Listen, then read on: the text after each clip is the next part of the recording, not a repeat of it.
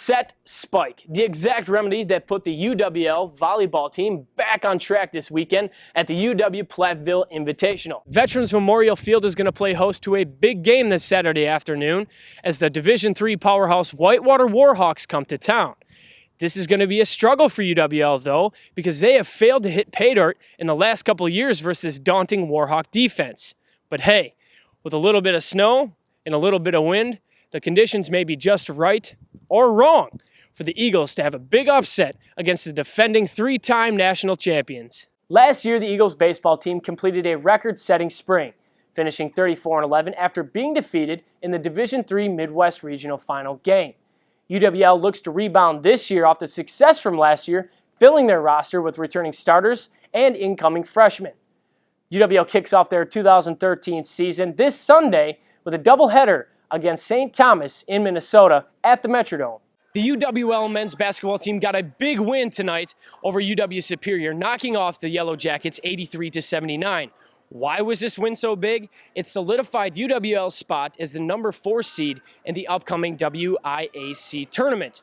The Eagles will now host number 5 Platteville this Tuesday night here in La Crosse. The Bucks added more size to their roster in the first round of the 2012 NBA draft, selecting John Henson from UNC. With so much speculation of where Henson would be taking on draft night, Bucks general manager John Hammond was excited that he fell at 14. Giovanni Gallardo was almost untouchable in today's game versus Pittsburgh, racking up a career-high 14 Pirate strikeouts en route to a 4-1 series-clinching victory.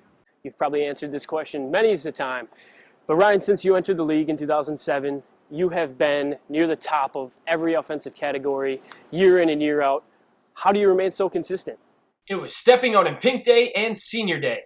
A very important game for two Lady Eagles participating in their final game at Mitchell Hall. Coach Lois Heron explains the fun atmosphere and what some players and fans call the biggest game of the year. We played with a lot of passion, we played a lot of energy, and it was just a fun game, and we haven't had that much fun, so to speak. I think it helped the shots were going in, we were making stops, and everything was really going our way, so we had a lot of momentum. That momentum was carried throughout the game by none other than senior grad student Trisha Van Desseldorf, who racked up 21 points in her last game as an Eagle.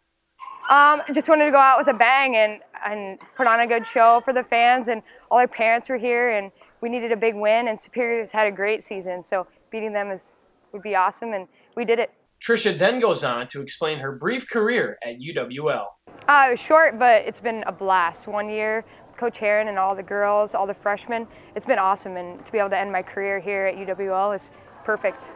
But don't forget about first-team All-WEAC guard Brianna Radowitz, who led the Eagles in scoring, steals, and assists in her 4th year as a starter for Coach Heron.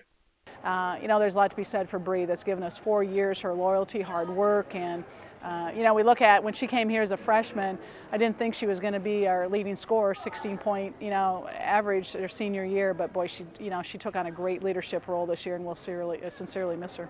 Although UWL failed to make the end-of-the-year conference tournament, the ladies fought hard to send their two beloved seniors out on top with a victory. At Mitchell Hall, Chance Dickman, WMCM Sports.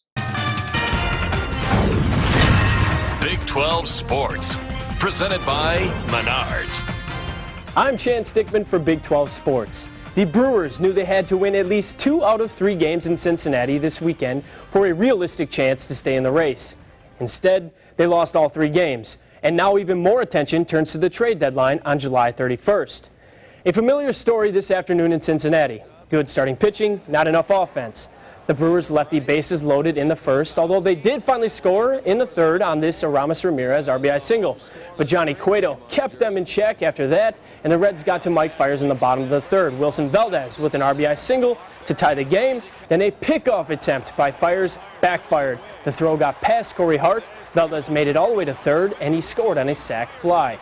The Brewers had plenty of chances against Cueto and the Reds bullpen, but they left 11 runners on base, including 2 in the 8th when Cesar Turris popped out.